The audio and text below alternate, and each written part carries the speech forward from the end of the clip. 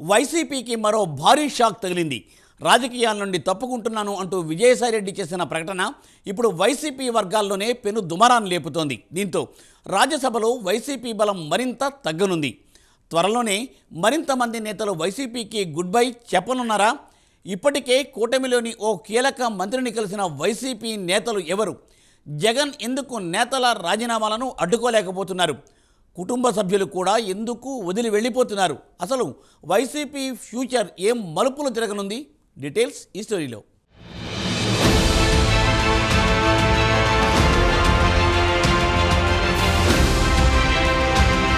YCP పతనం కొనసాగుతోంది. ఇప్పటికే చాలా మంది సీనియర్ నాయకులు ఆ పార్టీని వీడి వెళ్లిపోగా తాజాగా జగన్ కు కుడిభుజం లాంటి విజయసాయిరెడ్డి రాజీనామా వైసీపీ శ్రేణుల్లో దుమారం రేపుతోంది.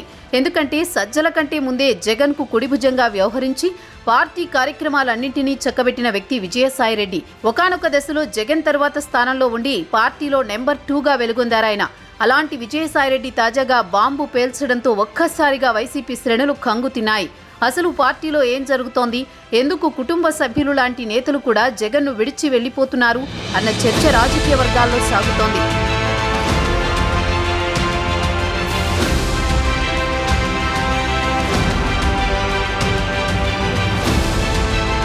మంగళగిరి మాజీ ఎమ్మెల్యే ఆళ్ల రామకృష్ణారెడ్డి, అదేవిధంగా కోటమిరెడ్డి శ్రీధర్ రెడ్డి, విజయసాయిరెడ్డి ఇలాంటి నాయకులందరూ ఒకప్పుడు జగన్ కోటరీలో ఎంతో కీలకంగా ఉండేవారు. అయితే ఆ తరువాతి కాలంలో కోటమిరెడ్డి శ్రీధర్ రెడ్డి జగన్ కు గుడ్ బై చెప్పేసి టీడీపీలో చేరిపోయారు. 2024 ఎన్నికల్లో పోటీ చేసి గెలుపొందారు. ఇక ఆళ్ల రామకృష్ణారెడ్డి అయితే జగన్ కు గుడ్ బై చెప్పి కాంగ్రెస్ లో చేరినా మళ్లీ ఆ తర్వాత వైసీపీలో రీజాయినింగ్ అయ్యారు. అయితే మళ్లీ పార్టీలో చేరినా సరే ఆర్కే యాక్టివ్గా లేరు. ఇంకోవైపు కొడాలి నాని, వల్లభనేని వంశీ లాంటి నాయకులు పార్టీ ఓటమి పాలైనప్పటి నుంచి ప్రజల్లోకి రావడం లేదు, జనానికి ముఖం చూపించడం లేదు. ఇప్పటికే చాలా మంది నాయకులు పార్టీని వీడిపోతుండగా తాజాగా విజయసాయిరెడ్డి రాజీనామాతో వైసీపీ నుంచి మరింత మంది జగన్కు హ్యాండ్ ఇవ్వడం ఖాయంగా కనిపిస్తోందని రాజకీయ వర్గాల్లో చర్చ జరుగుతోంది. ఇప్పటికే కొడాలి నాని, వల్లభనేని వంశీ కూటమి పార్టీకి చెందిన నాయకుడైన ఓ కీలక మంత్రిని కూడా కలిసినట్టుగా ప్రచారం జరుగుతోంది. ఇంకోవైపు అయోధ్య రామిరెడ్డి, ఆర్కే లాంటి వాళ్లు కూడా జగన్ కు గుడ్ బై చెప్పే యోచనలో ఉన్నారని రాజకీయ వర్గాల్లో ప్రచారం జరుగుతోంది. అయితే విజయసాయిరెడ్డి తన రాజీనామాకు సంబంధించి మీడియా ముందుకొచ్చి క్లారిటీ ఇచ్చారు.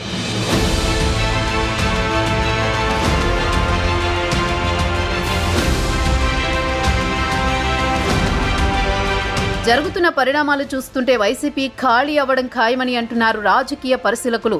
ఏ రాజకీయ పార్టీకైనా గెలుపోటములు సహజం, అది రాత్రి పగలు లాంటివి.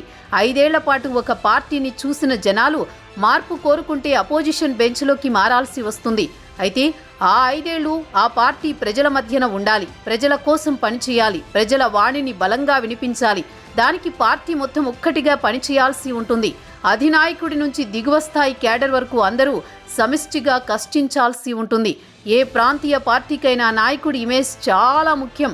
అదే సమయంలో దానికి అనుకూలంగా గ్రాఫ్ని పెంచే బాధ్యత పార్టీ క్యాడర్ తీసుకోవాల్సి ఉంటుంది.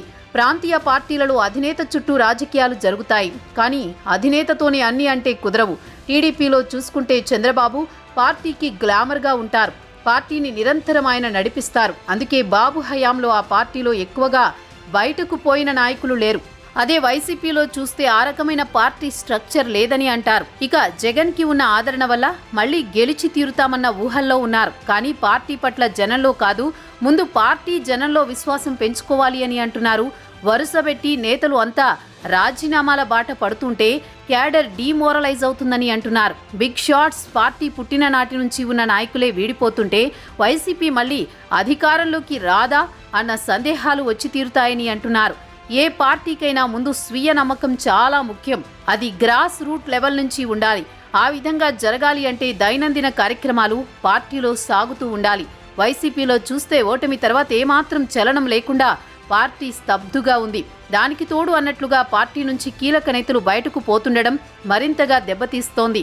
ఇక పార్టీలో ఉన్నవారు సైతం నైరాస్యంలో నిండా మునుగుతున్నారు. ఇంకోవైపు చూస్తే కూటమి నేతలు పదే పదే వైసీపీ మళ్లీ అధికారంలోకి వచ్చేది లేదని స్పష్టంగా చెబుతున్నారు. దానికి తగ్గట్టుగానే పరిణామాలు వైసీపీలో చోటు చేసుకోవడంతో ఇవి మరింతగా పెరిగిపోతున్నాయి.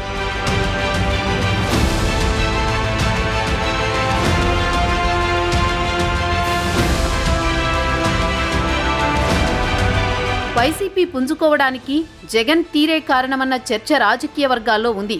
అధినాయకత్వం కూడా ఓటమి తరువాత జనం వైపు చూడకపోవడం, ఓటమి మీద ఈ రోజుకు నిఖార్సైన సమీక్ష లేదు అన్న ప్రచారం సాగడం, ఓటమికి తప్పు తమది కాదని చెబుతూ ఉండడం, పార్టీ వర్కింగ్ స్టైల్లో మార్పు రాకపోవడం, ఏ కోటరీ వల్ల పార్టీకి కేడర్కి గ్యాప్ ఏర్పడిందో వారే ఇప్పుడు కూడా కీలకంగా ఉండడం వంటివి చూసిన పార్టీ శ్రేణులకు ఇక మళ్లీ తమ పార్టీ అధికారంలోకి వస్తుందా రాదా అన్న అనుమానాలైతే వస్తున్నాయి.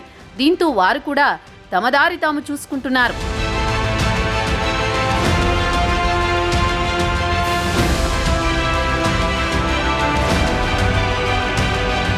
జగన్ జనంలోకి వచ్చి భరోసా కల్పించి పార్టీలో వలసలను రాజీనామాలను ఆపుతారని ఎప్పటినుంచో టాక్ నడుస్తున్నా నేటికి జగన్ బయటకు రాలేదు. ఫిబ్రవరి నుంచి జగన్ జనంలోకి వస్తారని చెబుతున్నారు. మరి అధినేత జనంలోకి వస్తే ఏ మేరకు వలసలు రాజీనామాలు ఆగుతాయో తేలాల్సి ఉంది.